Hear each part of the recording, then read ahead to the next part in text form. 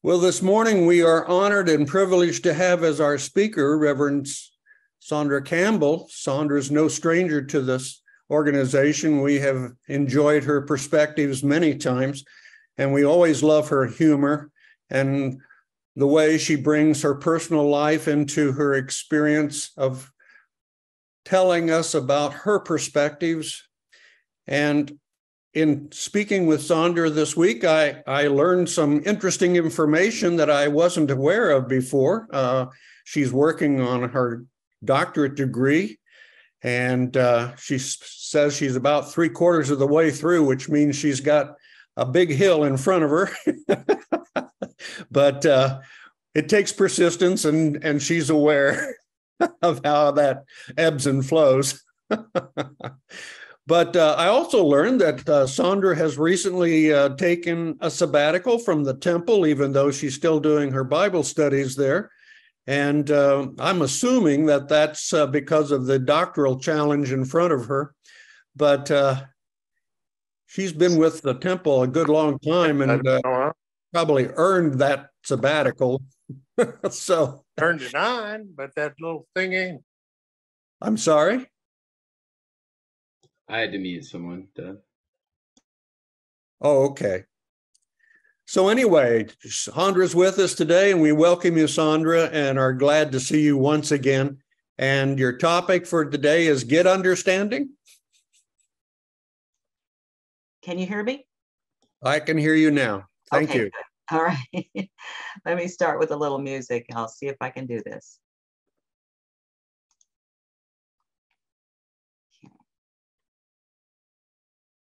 And when I start with the music, I'll have to make it sound on share sound. There we go. This is Yolanda Adams, Open My Heart. I apologize for all the busyness in my background. I didn't take the time to fix that, so forgive me for that. But it's so good to be here today. I am so excited. I'm always excited to be at the Center for Universal Oneness. I feel like I'm a part of this family. I am really excited about this lesson today. You know, for those who are not familiar with Unity, Unity is all about teaching. It's not a preaching ministry. It's about learning. Charles Fillmore, Unity's co-founder, said, "We are all members of life's fascinating classroom." And if you don't think it's fascinating, you haven't been paying attention to the news and anything going on around you. It is a fascinating classroom. And, you know, we keep repeating things over and over, you know, like getting rid of the books. We had book burning, 50 years ago? You know, we keep repeating things because we're not getting the lessons. And until we get those lessons, we will just keep repeating the same stuff over and over again. It depends on us to get the truth. I like what Yolanda Adams was singing. I open up my heart. She's speaking to the God within. She's speaking to opening ourselves to the God within. And that's why in Unity, we practice meditation. We practice going into the silence, because that's where the Spirit resides. When Jesus said to the disciples, when they asked, where shall we find this kingdom of heaven? He said, you won't find it over here, over there, or down there, or up there. It is within. It is within. And it doesn't matter what your beliefs are. It doesn't matter what your walk is. That Spirit of heaven, that Spirit of God lives in everyone, regardless as to whether they are Christians, Muslims, Buddhists. The Spirit of that one God is in everyone. So I want to get into my lesson today, but before I do, I have this special prayer. Lord, fill my mouth with worthwhile stuff and nudge me when I've said enough. So I want to make sure I have that my beginning and my ending come close together. There was a little girl, and you know, Doug mentioned how much I like humor. There was a little girl, and you may have heard this before, she was flying for the first time, but she wasn't nervous at all. She had a book. She had a book in front of her, and she was reading this book and really just into her book. And here comes this older gentleman. He sits down beside her. He's very nervous, and she can tell he's twitching. And finally, he just says to her, you know, this is my first time flying. I'm really nervous. And I see you're really calm, but you know, the best way to get through these flights is to talk to your neighbor, to distract yourself from whatever you're concerned about, right? The fear. Well, she says, okay, what do you want to talk about? So she folds her book, she puts it in her lap, and he says, you know, I'm an atheist. And he says, so how about we talk about there is no God, there is no heaven, and there is no hell. So the little girl folds her book nicely in her lap. She says, you know what, before we talk about this, can I ask you a question? He says, sure, go ahead. She says, well, if a cow excretes in patties and a horse excretes in clumps and a rabbit excretes in pellets, why do you suppose that is? And he's scratching his head and he's trying, what is she talking? I have no idea. And she looks at him and says, well, then how are you qualified to talk about there is no God, there is no heaven, and there is no hell when you don't know skata? Now, skata is Greek for the S word. So I just kind of like toned it down for the Center for Universal Oneness. But if I were talking to some of my friends, I would have said it just straight out. You don't know skata. So, so I'm going to share a screen and we're going to walk through. I have some PowerPoint slides that I want to share. First of all, my title today is Get Understanding. Get understanding. That is not the easiest thing to get, right? Get understanding. Sometimes it takes scars on our knees before we get understanding. The beginning of wisdom is this: get wisdom. Though it cost all you have, get understanding. Now that though it cost all you have is what my mother would call bought sense. She used to say, you know, bought sense is better than none. You know, that's when your mom says, don't put your hands on that hot stove, and you do it anyway. Now that's bought sense. That's better than none. That's understanding. Now I understand why she said, stop, look, and listen before you cross the street. Use your eyes, use your ears, and then use your feet. Now I understand why not to dart out in front of traffic. Now, sometimes that comes with a hospital stay, but now I understand, you know, get understanding. Now I learned this verse in the 7th grade, and I have remembered it since the 7th grade.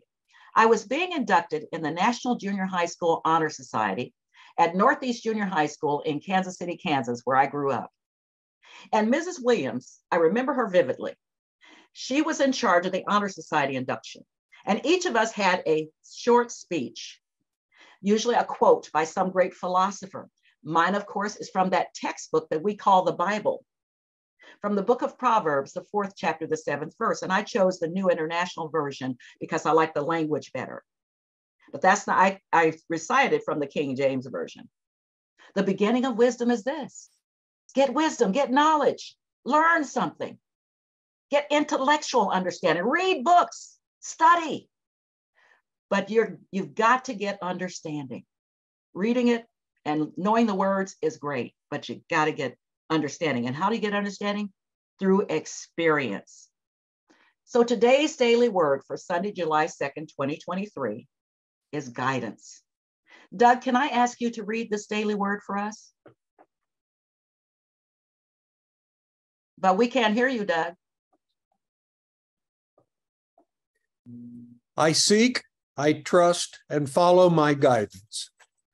Seeking divine guidance means tuning out information and opinions and turning inward. Then, with an open heart and quiet mind, I can feel better the nudge of my intuition, my inner voice. I receive divine guidance much in the way flowers in the field soak up sunshine. Just as following the sun is innate for them, I have the instinct to trust my inner knowing. Even if my guidance surprises me, I trust it to lead me on the path to my highest good. I follow where I feel called to go. I heed the still, small voice within and pay particular attention to the serendipitous circumstances I find along the way. I seek, trust, and follow my guidance. As I do, I deepen my relationship with God, knowing wherever I go, I do not travel alone. The Lord will guide me continually. So I'd like for you all to take that affirmation into your heart space. And I'd like for us to just breathe into this and recite it together. I seek, trust, and follow my guidance. Together, I seek, trust, and follow my guidance. The Unity movement was started by Charles and Myrtle Fillmore in the late 1800s. And it started because of a healing that Myrtle experienced through going into the silence. She had to seek that inner guidance for truth. The doctors had given her up, told her she had 6 months to live. But it was Myrtle seeking that truth within where she found her healing. That's where we find true healing of relationships, of finances, whatever it is that may be troubling us. And that's what Yolanda was saying. I ask you for your guidance, especially today when my mind seems so cloudy. Guide me until I'm sure I open up my heart.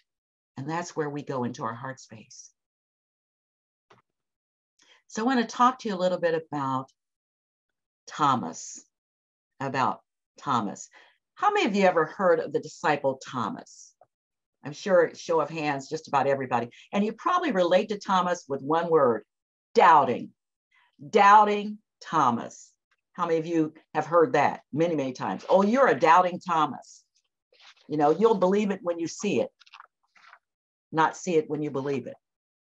So in the book of John 14:1-7, Thomas asked Jesus where he's going and how do we know how to get there? This is right before Jesus' crucifixion. He tells them, I'm going to prepare a place for you. And he goes, where is this place? We don't know how to get there. Asking questions is so important to gain understanding. So Thomas represents power,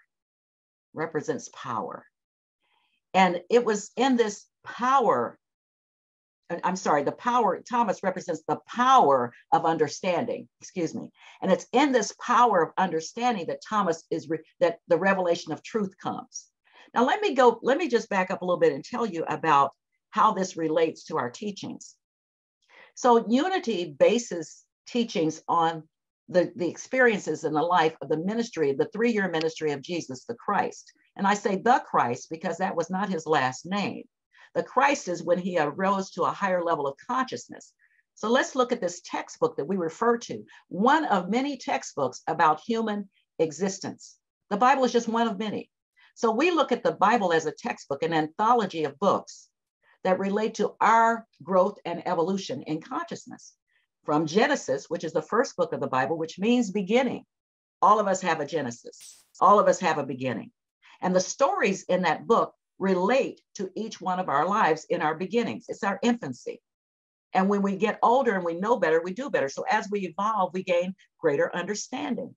Now, Revelation, which many beliefs say that it's the end of time. But actually, what is a revelation? Is it the end or is it a beginning? I believe that a revelation means a new beginning. So when I am going through life and things seem tough, and suddenly I have a revelation, my life starts over at a higher level of consciousness. I begin at a higher level. So let's look at Myrtle Fillmore, co-founder of Unity. She's told she has 6 months to live, and she hears a speaker say, I am a child of God, therefore I do not inherit sickness. It resonated with her so much that she couldn't get it off her mind. And I'm sure you've had a song or something someone said that just keeps playing over and over again in your mind. And that's what happened with Myrtle. So she started really digging deep in herself. If I'm a child of God and I did not inherit sickness, then inside me is all wholeness and healing, and I can speak to that.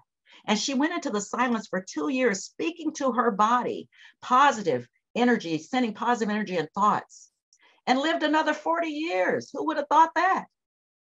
Because she changed her way of thinking. She had an evolution of consciousness. She had a revelation. Revelation is not end times. It's a new beginning. So when we have a revelation, we have an aha experience that raises us up to a higher level of understanding. So let's take a look at Thomas in this particular instance, where we know, most of us know this story of doubting Thomas.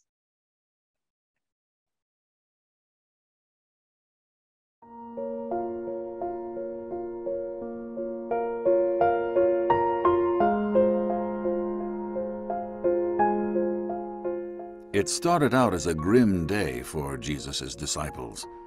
Jesus, their beloved teacher whom they had followed for years, had been crucified and killed the day before. Mary Magdalene had gone to his tomb early that morning, but she returned soon after she left, excitedly claiming to have seen Jesus risen from the grave.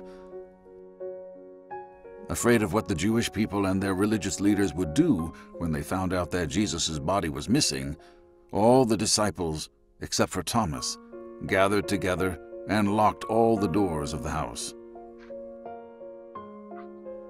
Thinking they were safe behind their locked doors, the disciples were shocked when a man was suddenly standing among them.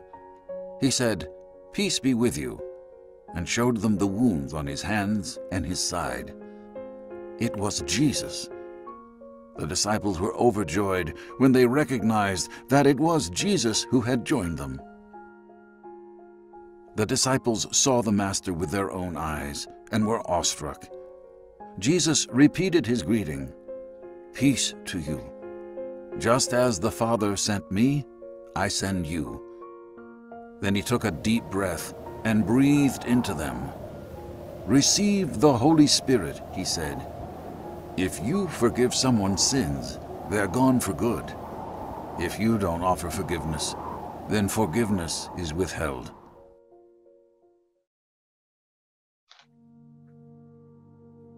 Later, Thomas joined the rest of the disciples at the house. Full of excitement and joy, the disciples told Thomas that they had seen Jesus and what he said and did while he was with them. Thomas didn't believe a word they said.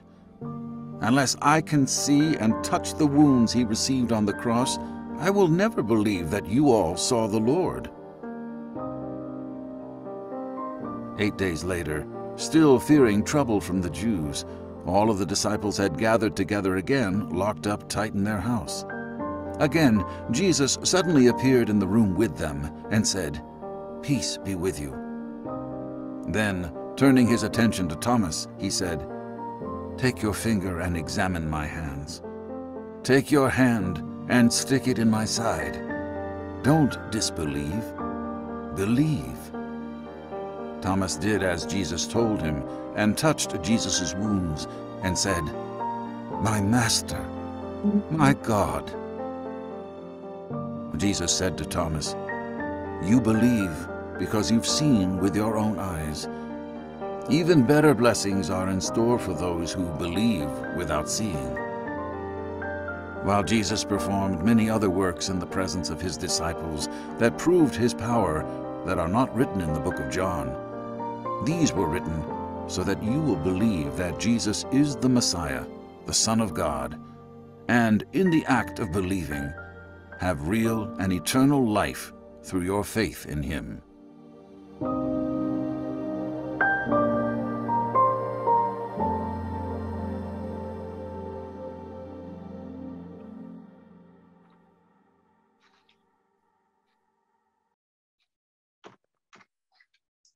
Now, we live in a culture where seeing is believing. We rely on our 5 senses to influence what we believe.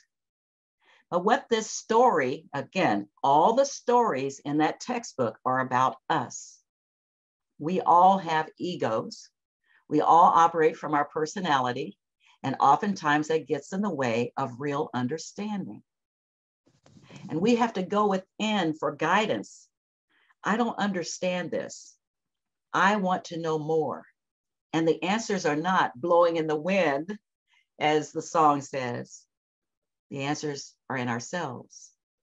And I believe it was Aristotle who said this, or Socrates who said, the secrets are not in our stars, but in ourselves.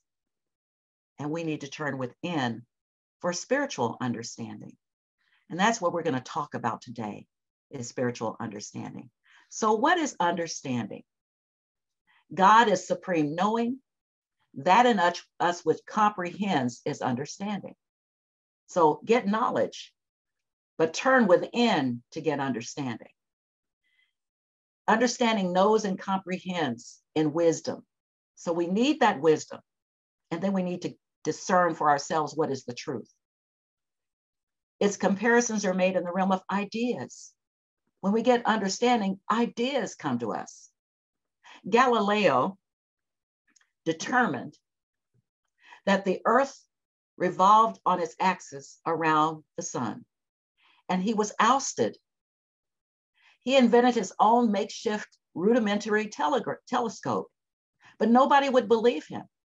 They locked him up. They threatened to kill him until those powers that be, had their own understanding. When they evolved in their own level and said, oh, he was right.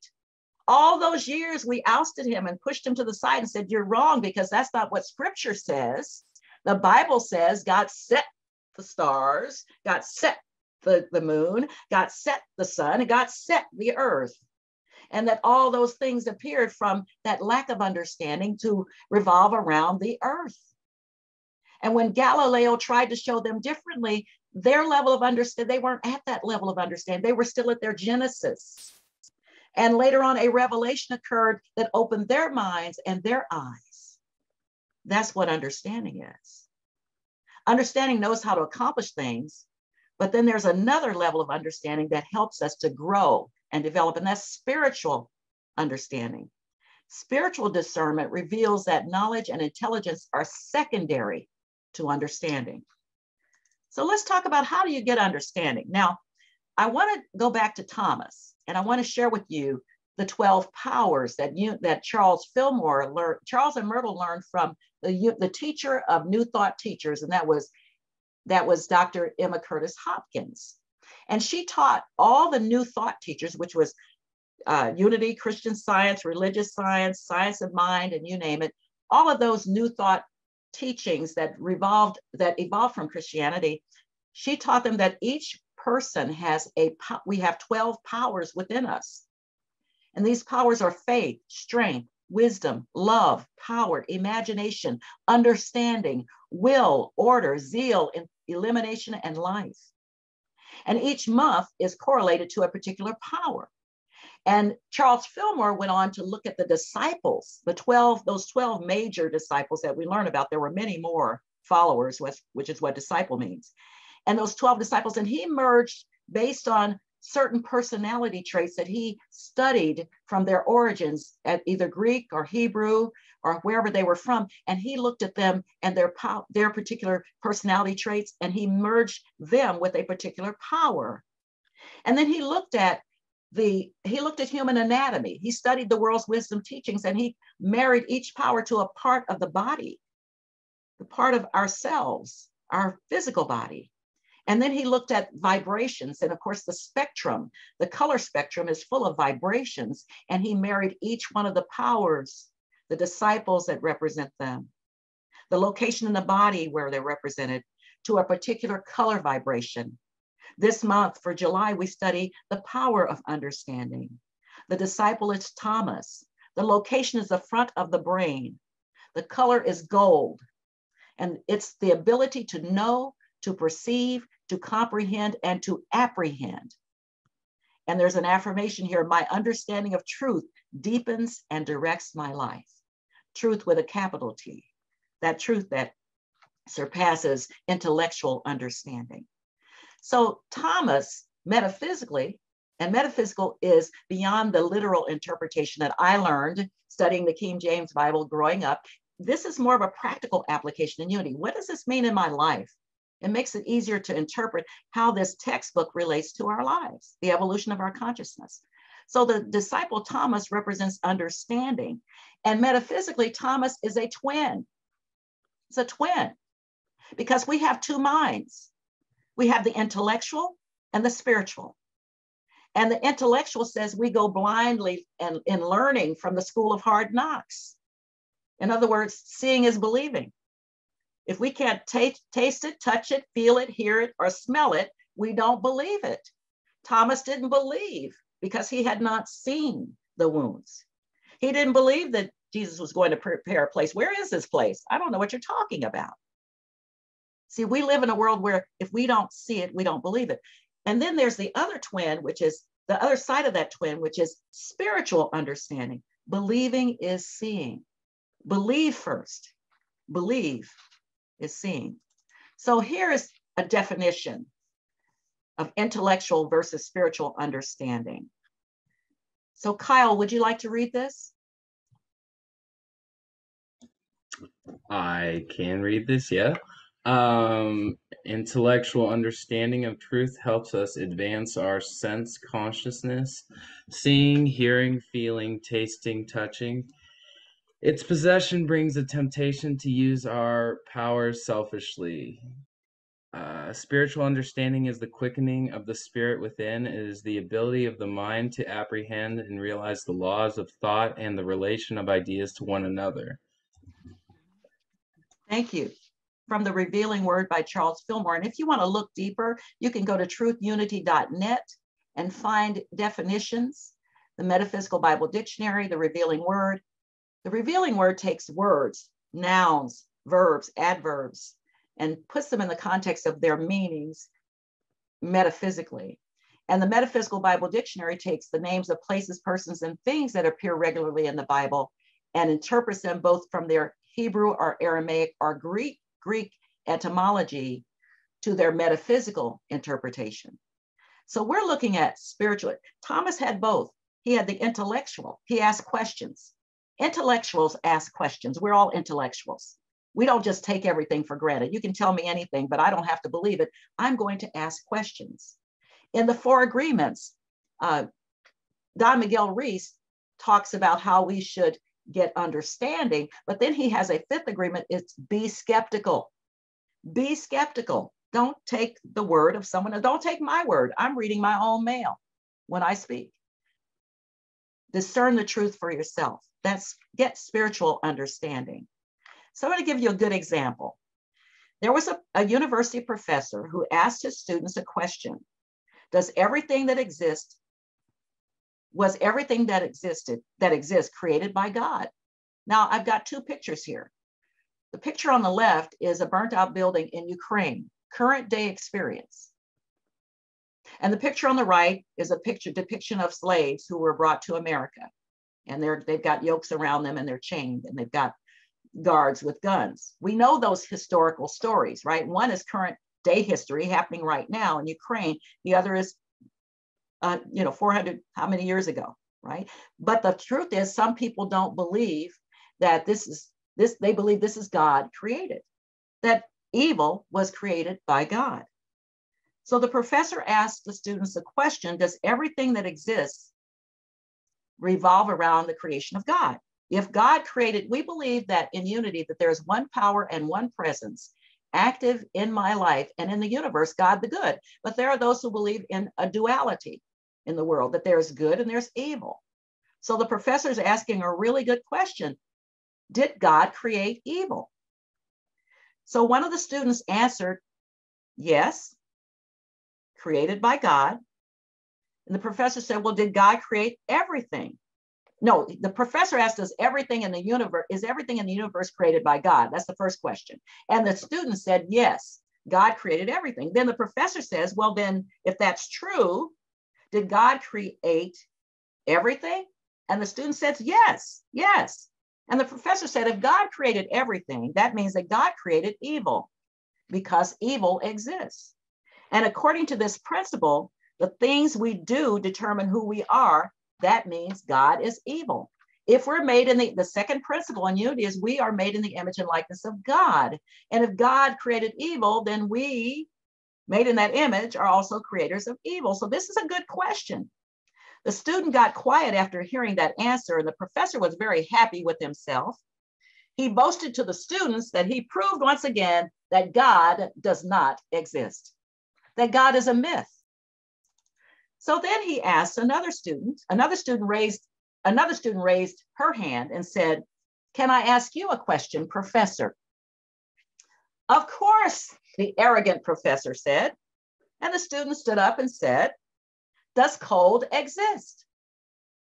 Of course cold exists, the professor said. Did you ever get cold? The students laughed at the question of the young man. And the young man answered, actually, sir, cold does not exist. According to the laws of physics, what we consider to be cold, truthfully, is the absence of heat. You can study a person or a thing according to its ability to transfer energy. An absolute zero, minus 460 degrees Fahrenheit, is a complete absence of heat. the whole substance becomes inert and unable to react in that temperature. Cold does not exist. We created that word to describe what we feel as the absence of heat. Now this goes on. You know, the professor's getting a little perturbed by now, and put yourself in the professor's case. Everything he's saying, there's a student who comes up and refutes something. So this next student stands up and says, Professor, does darkness exist? Of course it exists, said the professor. You are wrong again, sir. Now imagine your student telling you you're wrong. The darkness also does not exist. Darkness is actually the absence of light. We can study the light, but not the darkness. We can use the prism of Newton to expand the white light into many colors and study the different lengths of the waves of each color. You can't measure the darkness. A simple ray of light can burst into the world of darkness and light it up. How can you find out how dark is some kind of a space? You measure the quantity of light submitted, isn't it? Darkness is an understanding which people use to describe something that happens in the absence of light. So I want to look at this from a practical perspective. Practical perspective. We're talking about the evolution of our consciousness in that textbook that many people say is not the truth. It's all about how you interpret it, your level of spiritual understanding beyond the literal, the metaphysical. So can you think of a time in your life, maybe even right now, when you knew God was at work and you moved forward, even though you didn't have all the answers? Or are you so stuck on what you see, what you feel, what you touch, what you hear, and what you taste, that you don't even believe that God is at work in your life? That's just a question for you to answer for yourselves. You see, Thomas, who represents understanding, Peter, who represents faith, and Andrew, who represents strength, go together. In order for you to have spiritual understanding, you need to have faith in things that you cannot see, taste, touch, feel, or hear. You have to have faith in the absolute God, the absolute good that you can't necessarily put your finger on. But you have to know that within you, God exists. As we say in Unity in Sunday school, there is no spot where God is not. That understanding and that faith go hand in hand. And then you have to have the strength of character to be true to your own beliefs. Each of us see truth from a different perspective. Each of us live truth from a different perspective. My truth may be a lot different than some others' truths. But the Unity's fifth principle is we live our lives effectively by the truth that we know. We live the truth we know. You can only know what you know. But when you reach that higher level of consciousness and you have a revelation experience, you begin again in your beginning, your genesis at another higher level. It's the same as Maslow's hierarchy of needs. We rise on the level, we continue to rise at a level of consciousness as we evolve. And sometimes we don't stay there. We've evolved, but something happens in our lives and we go knock back down to our knees again. But we have gained a spiritual understanding and we know how to get there. We know how to pray. We know how to meditate. We know how to go into the silence. And so we know how to return to that higher level of consciousness, no matter what's going on in our life. Dr. King put it this way: faith is taking the first step even when you don't see the whole staircase. That's spiritual understanding.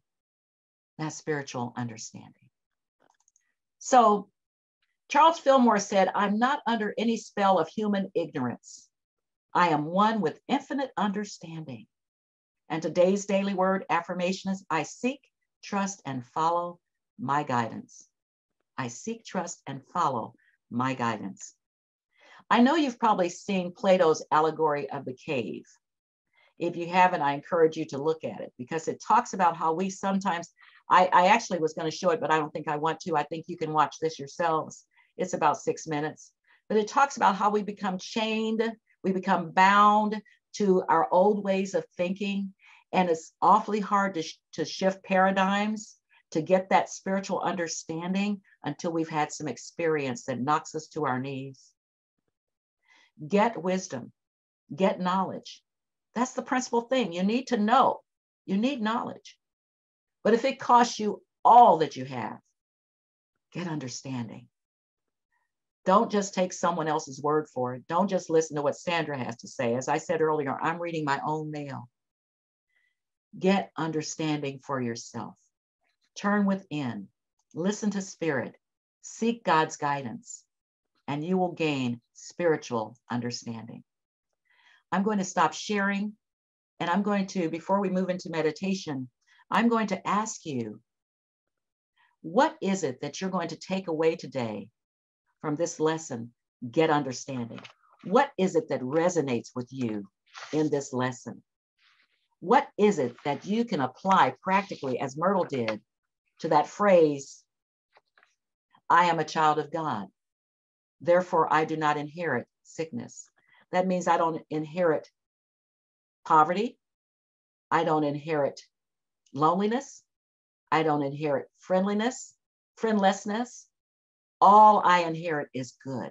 Whatever I'm experiencing, I can call it good.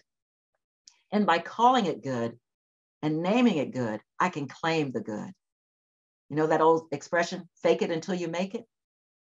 So to gain spiritual understanding, you got to fake that level of intellectual understanding. You got to fake that you know the spiritual understanding. You got to look deeper at yourself. You got to turn within. Fake it until you make it. That's how you gain spiritual understanding.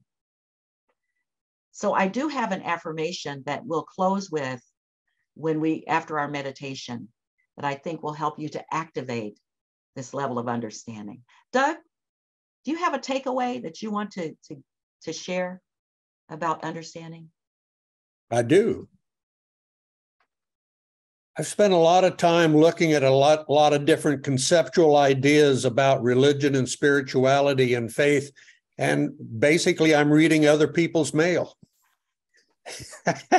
And I must be an eavesdropper at heart, because I'm always looking outside for what I want to understand. And I need to spend a lot more time reading my own mail. So that's one of the things I'm taking away from this study today. Yeah. All power is within you. All power is within you. You have it. You have the understanding. You just got to turn within. Terry?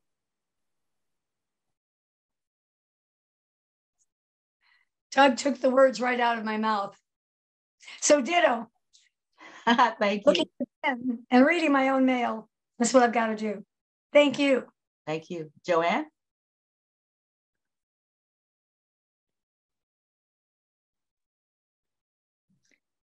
I'm not sure where the element of patience comes in this endeavor, but that's true. Got to not look at other people's mail. That's right. Good short advice. Yeah, in some cases, opening somebody else's mail is illegal. Yes. Tim, what about you? Yes. Tim, what about you? I'm just reminded of how profoundly individual inner wisdom is, and how it reemphasizes the importance of respecting that individual wisdom in each person. Thank you. Barb?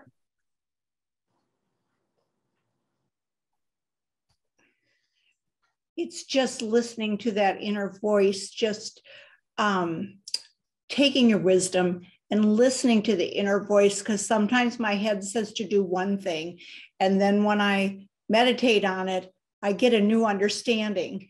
And I think just trusting that voice that you hear and not second guessing it with your head. Exactly. That's that twin. That Thomas is a twin. He's got the intellect and the spiritual, and you have to know when to marry the two. You need knowledge, but you also need spiritual understanding. Sherry? Unmute yourself.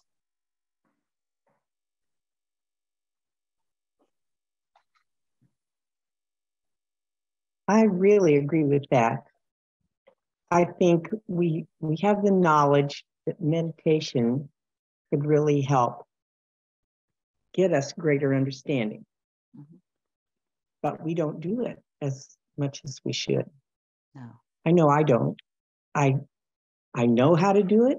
I know that it works. And I just don't always do it when I know I need to. Well, sometimes that we follow our parents' advice, just walk around the block. When something's troubling you, get out in nature, do something different, distract yourself, and that spiritual wisdom will start to download. Yeah. That spiritual understanding. Sometimes we have to distract ourselves from that intellectual, trying to resolve something with our mind, and allow that spiritual download. Yes. Thank you. And that takes time. Yeah, it does. And sometimes it doesn't take time. We're just not paying attention to it, or we doubt it. I don't know, God, is this you speaking to me, or is this just my ego? You know, we doubt a lot. So yes, thank you. Dan?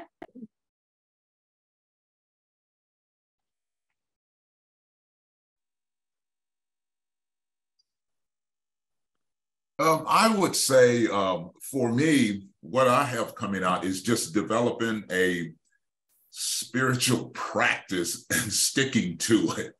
You know, I mean, you know, I'm a sometimes kind of guy, you know what I mean? And I want to get to the point where it's an everyday type thing, because we live every day. So I feel like that I need to develop some type of spiritual practice every day instead of just doing it sometimes. So that's what's coming out for me. And just trusting that the answers do come from within and not out there in, you know, fairy tale land somewhere. Yes. You know, I like what you said. And I want to remind you that there's scripture in Isaiah that says, before they call, I will answer. While they yet speak, I will have heard them. So you need to understand that you have a subconscious mind that is already connected. You just have to make sure you gear those thoughts into the right direction. Right. Because when you're asleep, that subconscious is still running. You know, it's like running behind the camera is still on, and it's taking pictures of whatever you consciously focus on. So you don't have to do anything. All you have to do is be. But being in the silence, just not, you know, and thoughts come. You don't have to stop. You can't stop your thoughts, but just knowing intentionally you're being in the silence for that moment. So being in the silence, you're in it and out of it. We're all in and out of it. We're unconsciously, but that conscious attention to, today I'm going to, or for this moment, I'm going to be in the silence. Ruth Ann.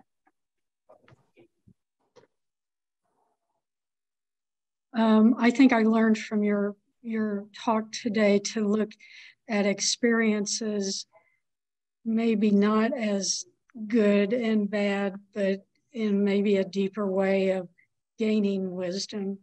Yes, yes. Every experience is a good experience, because everything in life is a teacher.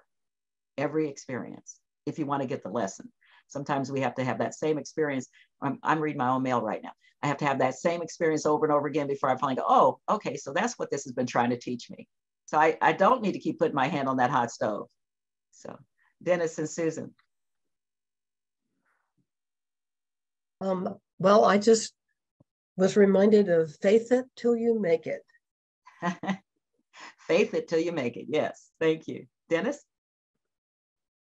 I think I agree with just opening your own mail. Don't open anybody else's. I think that, you know, I've got plenty to deal with myself.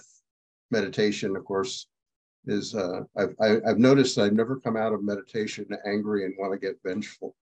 You know, it's like meditation works for me. Dennis, you just hit the nail on the head. That's a good place to go. That's a good go-to when you are feeling upset or angry and you have that tendency or that inclination to give somebody a piece of your mind. It might be a good time to just take a deep breath, close your eyes for just a brief moment, center yourself, and then come out with a different level of understanding and intention. I like that. Greg, how about you? Oh, that was wonderful, Sandra. So much in there.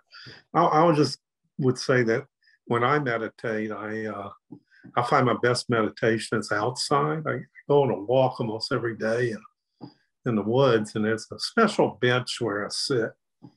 And I like to sit there and just calm myself down and look at the woods and the stream in the background. And, you know, that calms me and centers me better than trying to, like, you know, close my eyes. And that doesn't work for me too much. But I think in the Bible, when they asked Jesus, you know, where heaven was, I think he said it's all around you. You just don't see it. I don't know if he said it's inside of you, right? Within. Going inside of me. I don't know, Sandra. It seems to me like me in a connection with the world works better for me than just trying to go internal like that. And I realize that's just me, and I certainly respect other people, you know, that look at that different. Well, no, I think you're onto something, because if I remember correctly, in the Aramaic expression, what he's saying is, he didn't say it's within you. He just said within. Within could be, yeah. Okay. So it doesn't have to be inside you. I think we often interpret it that way, but within. The kingdom of heaven is within.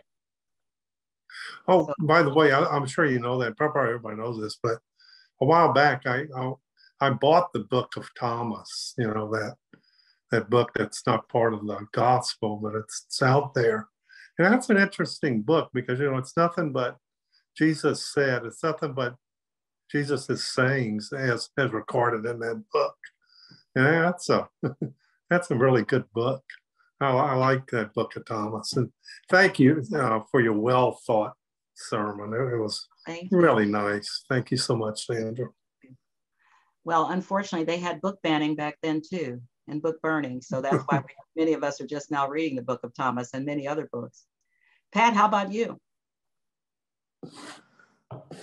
Well, I think what I got from what you were talking about is the understanding and the patience, because, you know, when we go into meditation, sometimes we we want questions answered, and we want them answered now.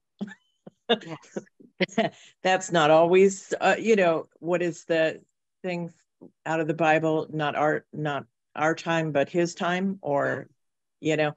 So sometimes I have asked a question, and weeks later, I'll be walking outside and the answer will occur. And I'm like, where was that 2 weeks ago? Instead of being happy that I finally got an answer. Well, sometimes we're not ready for the answer. We think we are. There's a saying that when the student is ready, the teacher will appear. Right. And I've had that same experience, Pat, where I was like, why didn't I know this before? I could have used this before, but maybe I wasn't open to it. I wasn't ready for it. It was the right time for me. So thank you for sharing that. Heather, how about you? Unmute yourself. She may be having technical difficulties. Patrick, how about you? They've already gone to lunch. Sandra, in the interest of time, I suggest we go ahead with our meditation. I'm sorry to cut off our conversation, but we are running out of time. Oh, and I forgot, we do have conversation time, so we can finish if anybody wants to stay on for that. Thank you, Doug, for reminding me. I'm glad you're a Baptist, because that's what Baptists do. They speak out. They don't stand on pomp and circumstance and politeness.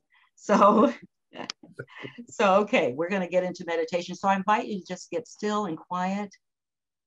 Still your mind.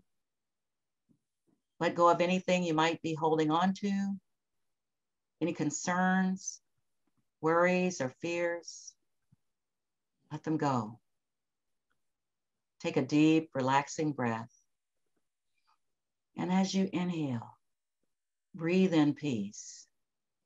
And as you exhale, breathe out understanding. Peace, breathing in, and then love, breathing out. Peace, breathing in, and then understanding.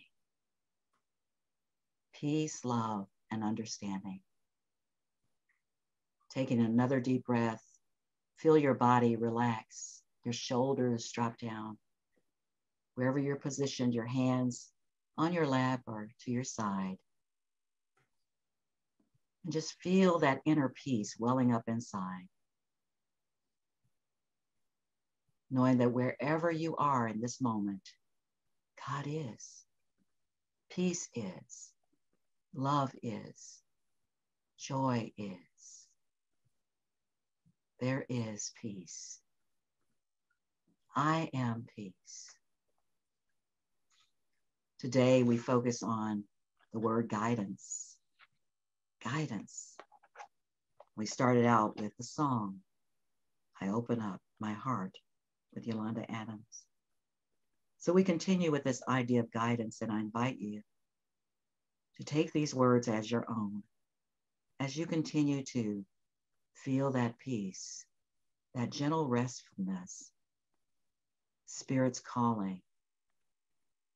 Come apart a while. Let go. I turn within to seek guidance for my life. As I pause, I ask, I listen, I hear, and I follow the still small voice that never leads me astray. I yield the will of my human thinking to the will of the divine and allow my good to flow with ease. Take a deep breath. Hold it for just a brief second, and then slowly release that breath. And then breathing in slowly, holding it for a brief few seconds. Slowly release that breath out into the universe. Breathing in slowly, spiritual understanding now comes to me. And breathing out into the universe, love and peace. Take a deep breath and hear these words as your own. Infinite Spirit, I now quiet my mind, release any worries, and open to divine wisdom within me. In the soothing silence, I find divine ideas, insights, and answers. The voice of Spirit resonates from my heart, offering new ways of thinking, new ways of being, and new ways of doing. I am now guided to right action. I am grateful and I am blessed. Breathing in, breathing out. Breathing in, I am guided by infinite wisdom. Breathing out, I am prospered in divine love. Breathing in, guided by infinite wisdom, spiritual understanding. Breathing out, prospered in divine love. For a brief moment in the silence.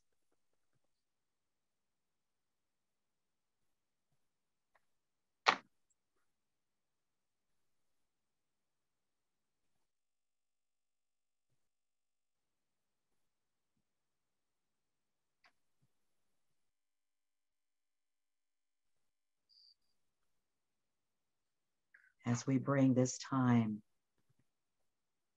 of spiritual connection with that source within us all, that God source in which we live and move and have our being, we close with these words. Today, I am open to God's guidance in the choices I make, large and small. Facing uncertainty or confusion, I stop, I breathe, I pray, trusting I will be shown the way. With unshakable faith, I know the best possible decisions and the right actions to take are clearly revealed to me. I am the light, the love, the joy, the peace of God. I have spiritual understanding.